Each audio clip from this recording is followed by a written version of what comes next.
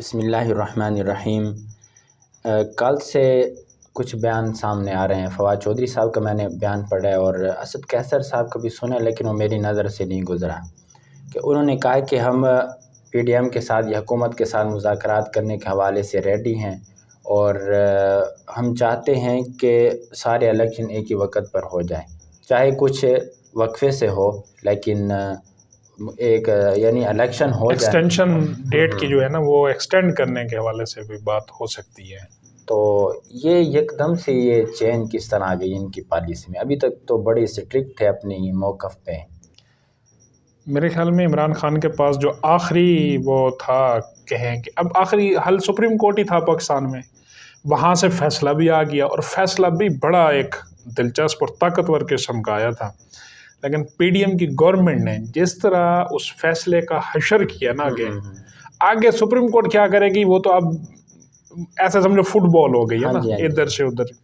लेकिन इमरान खान क्योंकि सियासी बेंचों पर बैठा है, उसे कन्फर्म हो गया कि हुकूमत इलेक्शन नहीं कराएगी। और वफाकी कबीना की हद तक तो ये थे पूरे एतमाद कि क्योंकि कबीना के अंदर मखसूस लोग होते हैं, उनके ऊपर कंटेम्प्ट ऑफ कोर्ट लग जाएगी और ये इस डर से मतलब इलेक्शन आगे जा सकते हैं। जब कबीना हमारी जो है ना वो भी तो कोई 60-70 के लगभग नहीं, आप उसको जो इलेक्टेड पर्सन्स होते हैं ना उसके ऊपर वो आती है। अच्छा जी। अब वो बात आ गई है जी पार्लियामेंट के अंदर, और मज़े की बात यह है कि पार्लियामेंट में जिस बंदे ने करारदाद पेश की है वो है खालिद मगसी साहब, बाप पार्टी वाले जो सबका हलीफ हैं इमरान खान के। तो बजाय इसके कि नून लीग या जेयूआई या पीपल पार्टी इन बड़ी जमातों में से कोई मूव करता करारदाद को, तो ये एक छोटी पार्टी ने मूव की है और फिर उसके ऊपर सबने साइन कर दिए। अब पूरे पाकिस्तान को तो आप डिस्क्वालीफाई कर नहीं सकते। इन द एंड रिजल्ट क्या निकलना है? 14 मई को इलेक्शन नहीं होना और कोई ना कोई नई डेट बननी है।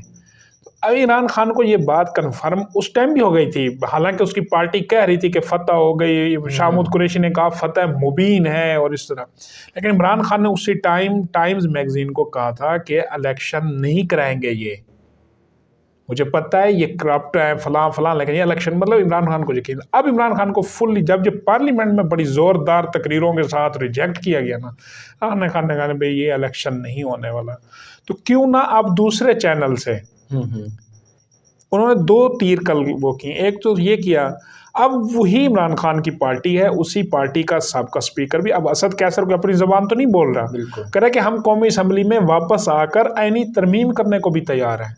अच्छा, हाँ जी, कि ये जो 90 रोज़ वाली, तो ये फिर आइन की खिलाफ वर्जी नहीं हो जाएगी? वो तो 90 रोज़ वाली है, तो फिर ये कहना है एक्सीडेंट के साथ। अब इनको पता चला ना कि पार्लियामेंट कितनी सुप्रीम होती है। अच्छा, इब्तिदान वाकई इस तरह लग रहा था कि जो गवर्नमेंट है वो फिल वक्त बैक फुट पे है, यानी कोई रास्ता सुप्रीम कोर्ट ने अपनी तरफ से तमाम रास्ते मसदूद कर दिए थे, कोई रास्ता खाली नहीं छोड़ा था कि कहीं से निकलने की या कोई गुंजाइश पैदा हो सके गवर्नमेंट के लिए। लेकिन फिर गवर्नमेंट ने भी मेरे ख्याल में इब्तिदान तहम्मुल का मुज़ाहरा किया और फिर बाद में खुसूसन पार्लियामेंट में करारदाद के बाद उन्होंने एक जवाब दिया। एक जरहाना मतलब अंदाज था पीडीएम का, पिछले पूरे 1 साल में जो सबसे तगड़ा जरहाना अंदाज है ना वो यही है सबसे।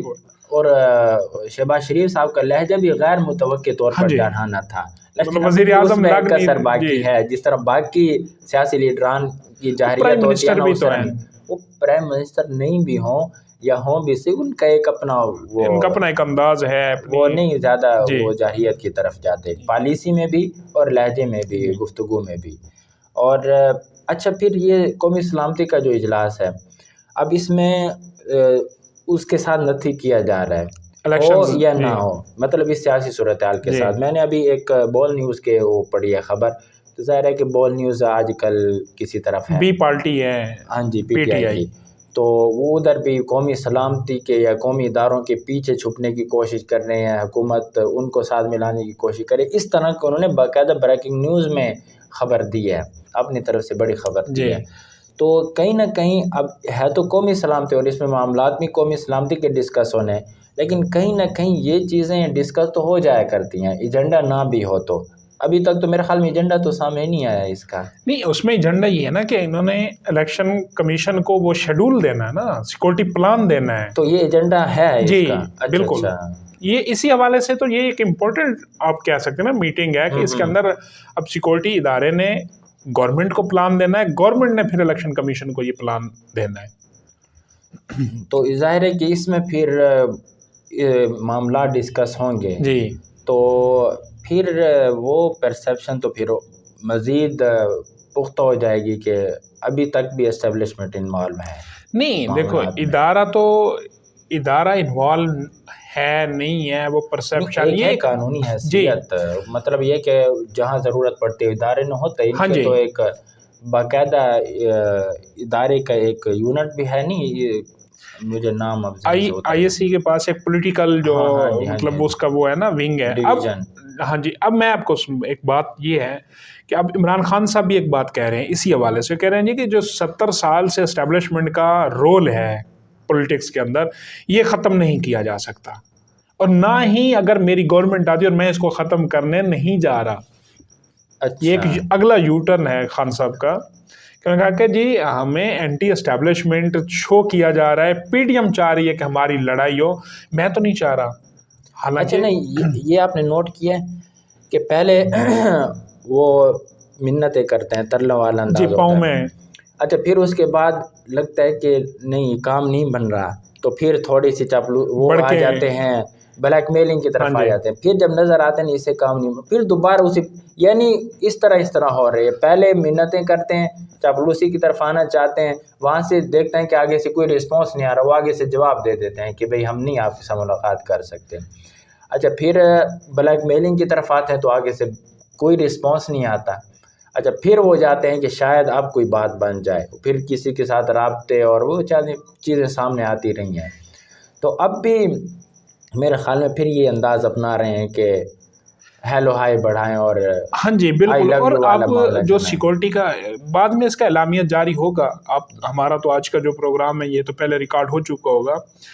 अब लोग इसको एक और चीज़ भी बड़ा वो कर रहे हैं, कहते हैं जी कि भाई मुल्क में अंदर इस वक्त कौन सी दहशतगर्दी है जो हो रही है और वो मुल्क को कोई नुकसान हो रहा है, क्यों मतलब फ़ौज वो बाईपास कर रही हो, कह रही कि मैं नहीं दे सकती अपना। नहीं, असल इशू ये नहीं है कि आज क्या हो रहा है, इशू ये है कि आफ्टर अगर ये इलेक्शंस होते हैं 2 सूबों के, जो बाद का एक कंट्री के अंदर टेम्पर है, जो बाद का एक माहौल है, जो स्ट्रेटेजिक इदारे होते हैं वो ये नहीं देख रहे होते कि अभी क्या हो रहा है।